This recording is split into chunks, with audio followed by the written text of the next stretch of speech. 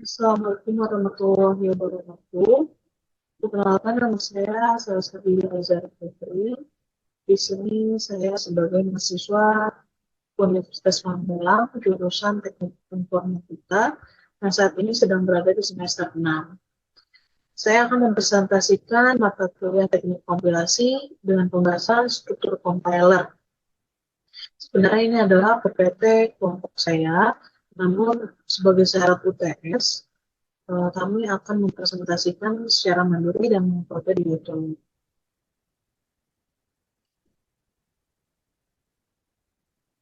Selanjutnya, ini adalah struktur kumpulan. Terdiri dari dua fase. Yang pertama ada fase analisis. Untuk merepresentasi sebuah perantara, dibuat dari source code yang diberikan. Itu ada tiga, analisis leksikal, analisis sintaksis, analisis semantik. Yang kedua adalah fase sintesis. Pada fase selanjutnya, compiler akan membuat target yang setara dibuat dari intermediate representation. Itu ada pembangkitan kode antara, optimisasi kode, dan pembangkitan kode mesin. Untuk menghasilkan file executable dari program sumber atau source code. Nah, ini adalah gambaran struktur compiler.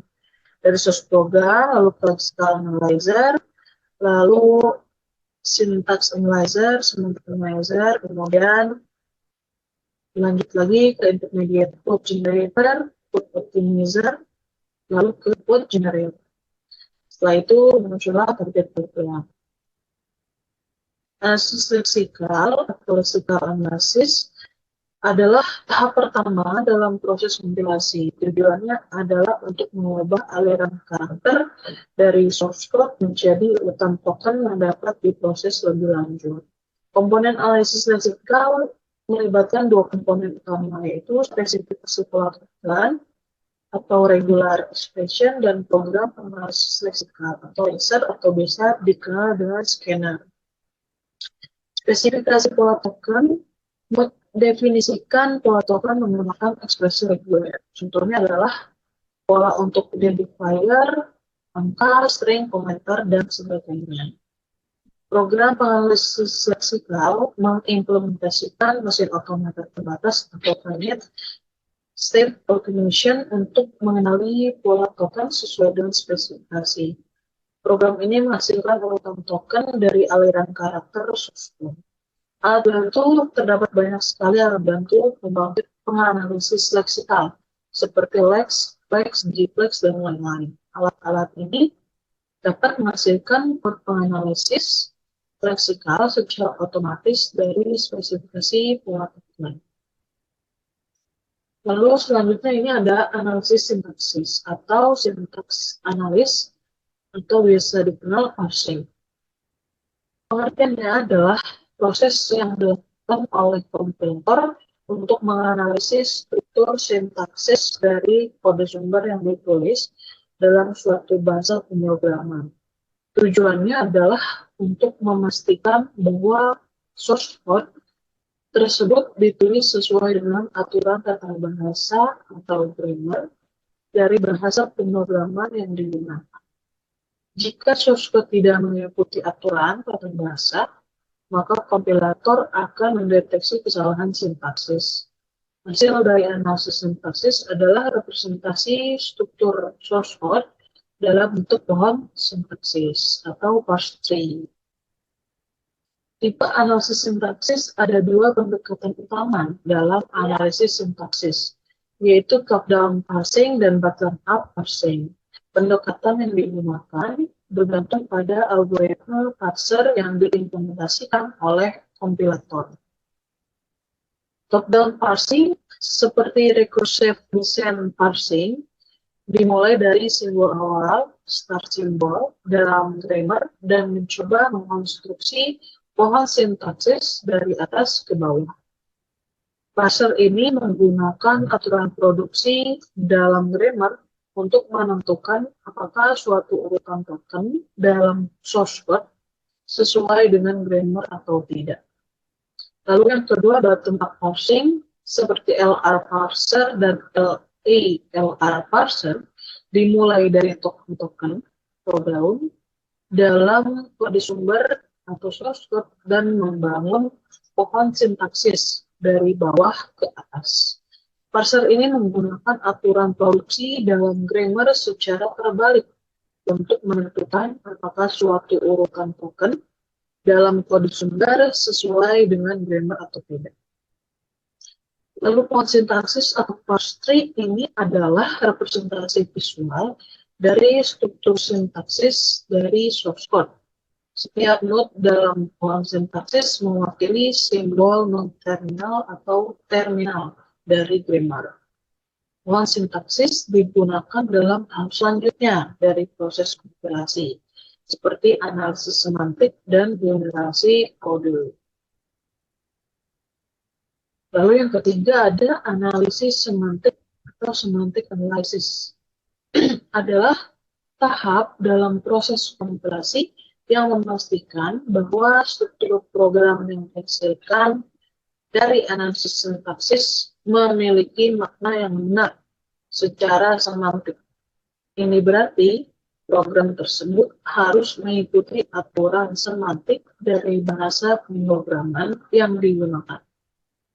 Tujuan utama analisis semantik adalah untuk mendeteksi dan melaporkan kesalahan semantik dalam program sumber.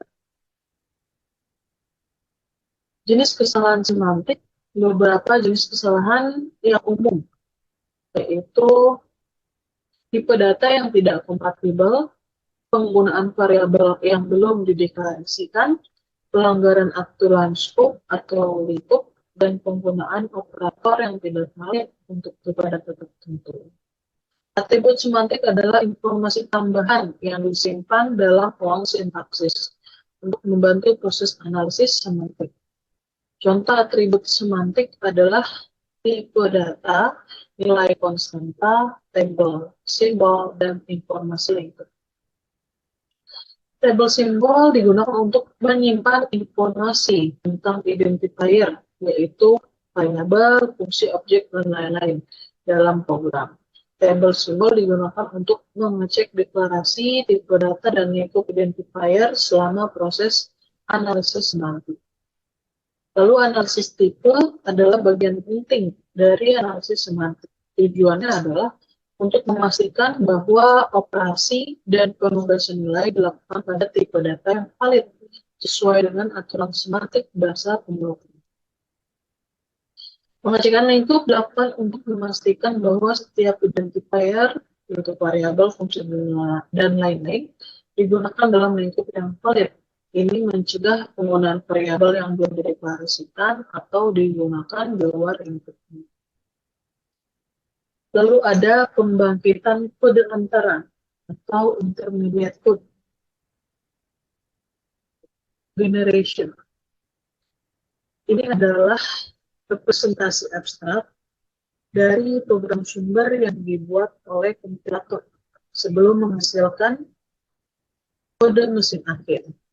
Kode antara berfungsi sebagai perantara antara program sumber dan kode mesin sehingga memudahkan proses kompilasi. Tujuan utama dari penggunaan kode antara adalah untuk menyederhanakan proses kompilasi dengan memisahkan analisis program sumber atau source code dari generasi kode mesin. Selain itu, kode antara juga memudahkan optimasi kode dan meningkatkan portabilitas komputer dengan menggunakan representasi yang tidak terikat pada arsitektur mesin.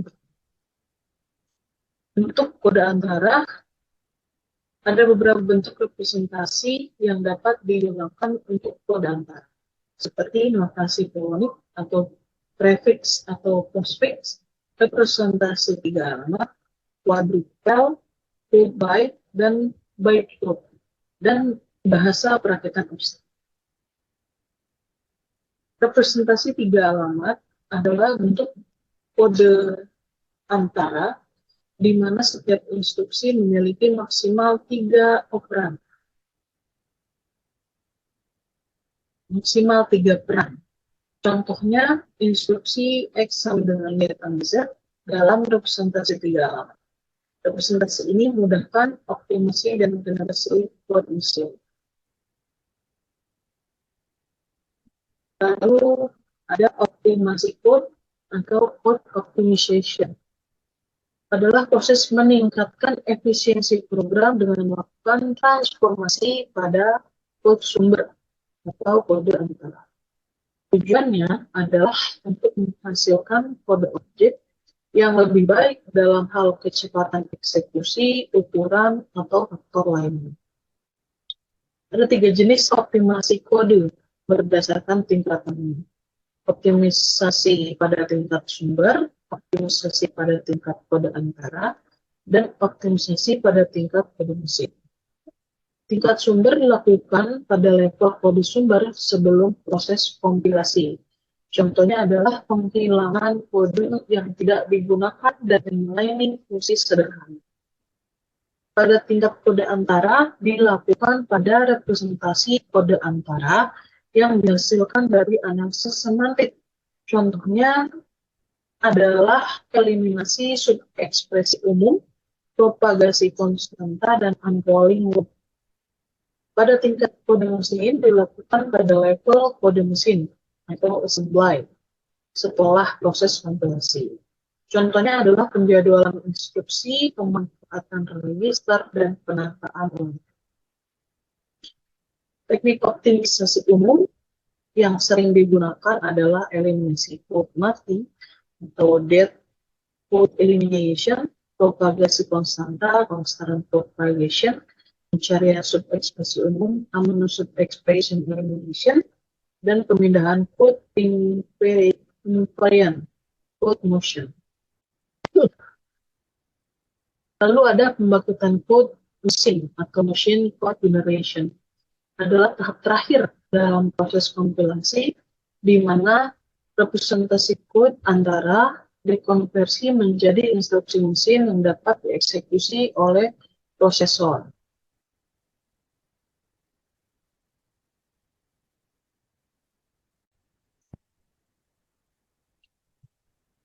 Tantangan dalam pembangkitan kode mesin meliputi keragaman arsitektur, prosesor, dan set instruksi, manajemen register, dan alokasi memori, serta optimisasi kode mesin untuk meningkatkan performa. Langkah-langkah utama dalam pembangkitan kode mesin meliputi pemilihan instruksi. Pemilihan instruksi ini melibatkan memilih instruksi mesin yang sesuai untuk setiap operasi dalam kode antara, dengan mempertimbangkan ketersediaan instruksi dan efisiensi eksekusi.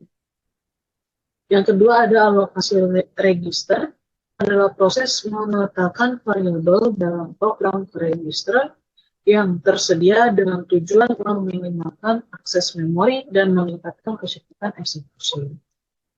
Yang ketiga adalah penjadwalan instruksi, melibatkan mengatur urutan instruksi mesin untuk memanfaatkan kemampuan pipelining dan eksekusi paralel prosesor dengan tujuan meningkatkan utilisasi sumber daya prosesor. Lalu pemetaan kode atau code shaping adalah proses mengatur tata letak kode mesin dalam memori untuk meningkatkan kinerja seperti mengumpulkan instruksi yang sering diakses berdekatan. Kesimpulan adalah kompilasi ini adalah proses mengonversi kode sumber program menjadi kode mesin yang dapat dieksekusi. Proses kompilasi terdiri dari 2 fase, yaitu fase analisis dan fase sintesis.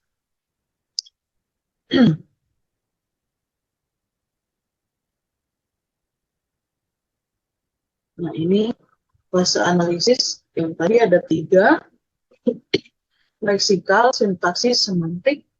Lalu fase sintesis juga ada 3. Fase analisis bertujuan untuk menganalisis kode sumber dan membangun representasi perantara. Sedangkan fase sintesis bertujuan untuk mengoptimalisasi dan menghasilkan kode mesin akhir yang dapat dieksekusi. Setiap tahap dalam proses kompilasi memiliki peran penting dalam mengonversi kode sumber menjadi kode mesin yang efisien dan benar secara sintaksis dan semantik. Terima kasih, semoga bermanfaat.